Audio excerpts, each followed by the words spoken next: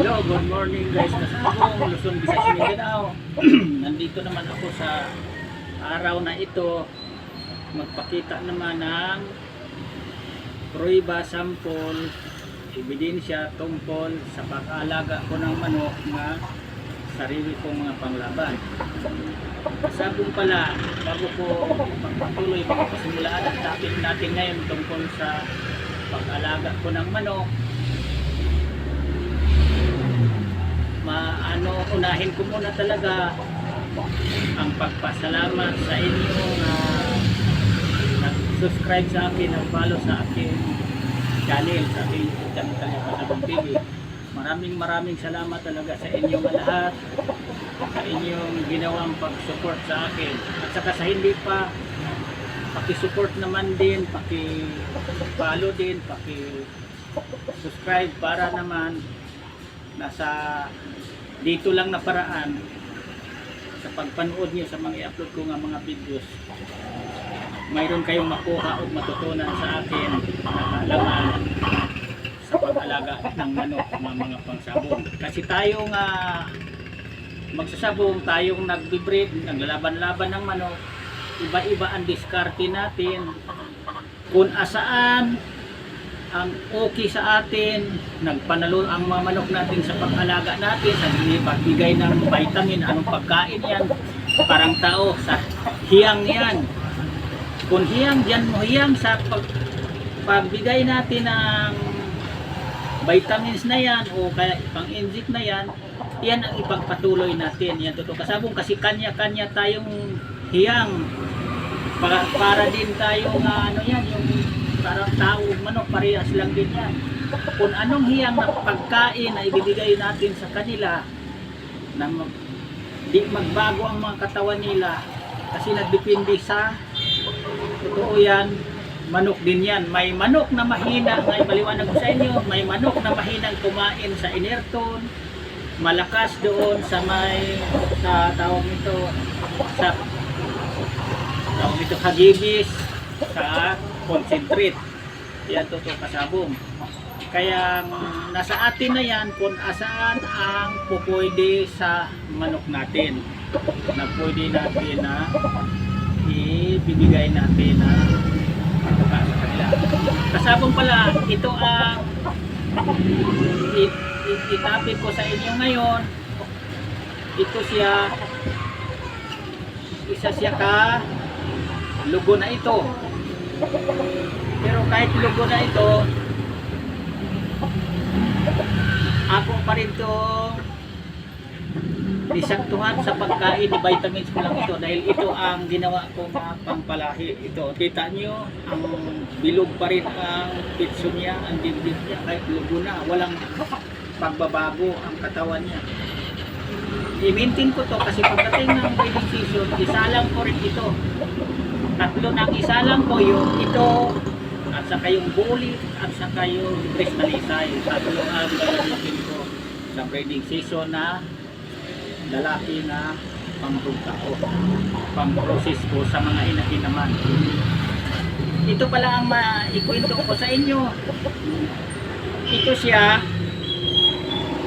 lugon. Ito ang may paliwanag ko rin sa inyo kasabong tungkol sa pagmamanok. Totoo ang nangyayari talaga sa probinsya, sa mga maliit na magsasabong, hindi yung mga big time, hindi yung mga mayamang magsasabong. Ito na lang sa ating mga backyard breeders kung tawagin.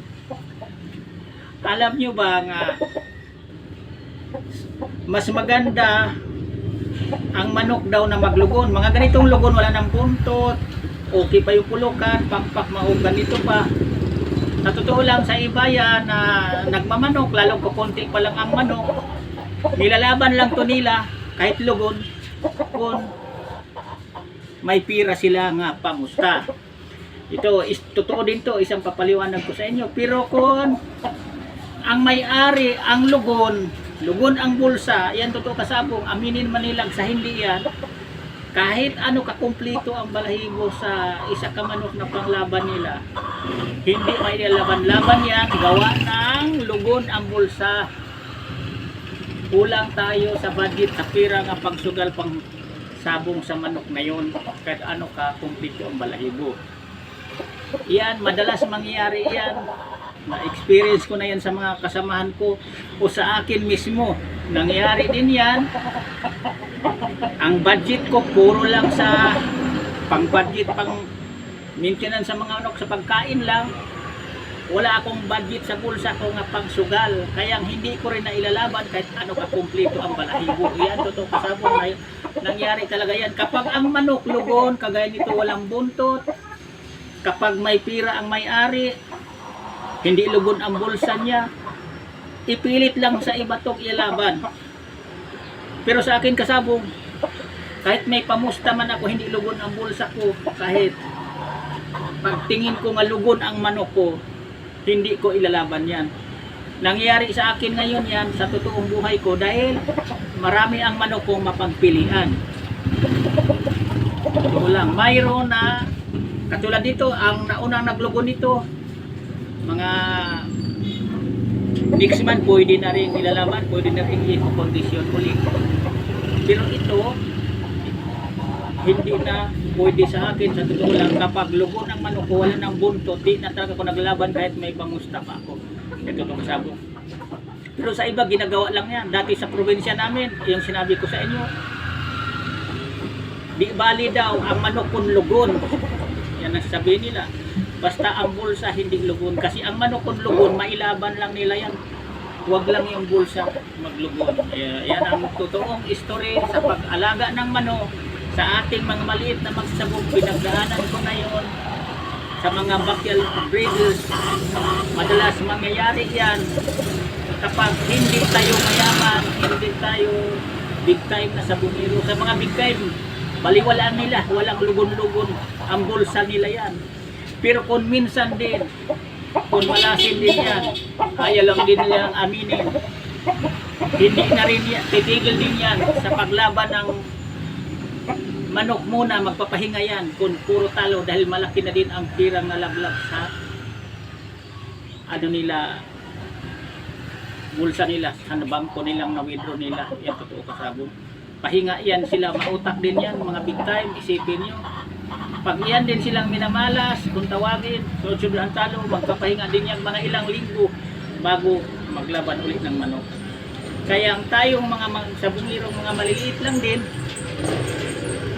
yan din ang gagawin natin. Dapat ginagawa nga na yung mga mayaman, mga big time, mapira ang pagpahinga. Kung medyo minalastit sila, tayo naman rin dapat gawin din natin yan, lalong maliliit lang tayo magsasabong, backyard birds lang tayo, na kung sunod-sunod din ang pagkatalo natin ng linggo, halimbawa week na ito,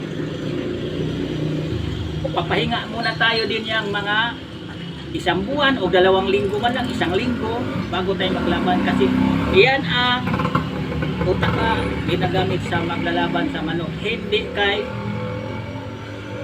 araw-araw ka naglaban kung talagang hindi para sa atin yung buwan na yun, mga araw na tayo ang manalo. Kung mailagay tayo sa talo, may talo naman talaga tayo, totoo yan kasabong, pero nasa ating pagdadala yan ang totoong pagsasabong, pagsusugal, na kung panay talo tayo ng mga linggo na, mga buwan na ito, pahinga tayo, next sunod ng bulan tayo maglalaban.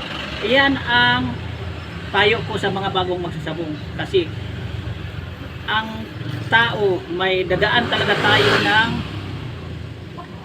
buwan o araw na hindi para sa atin, minamalas tayo kung tawagin. Kasi hindi lahat na araw, hindi lahat na buwan para sa atin. Antayin din natin, kung malas tayong buwan na ito, antayin natin bukas tayo ulit maglaban. Sigurado mananalo na tayo yan kasabong, kasi para na sa atin ang next. Hindi naman puro sa kanila yan. Hanggang dito muna ako kasabong, yan mabigay kong tips sa inyo ngayon sa umaga na ito. Maraming salamat sa inyong lahat na nagpanood na, at saka sa ating mga viewers, subscriber, followers, at saka sa hindi pa, paki-support din para kahit papaano mayroon kang matutunan sa akin sa pag-alaga ng manok. Thank you.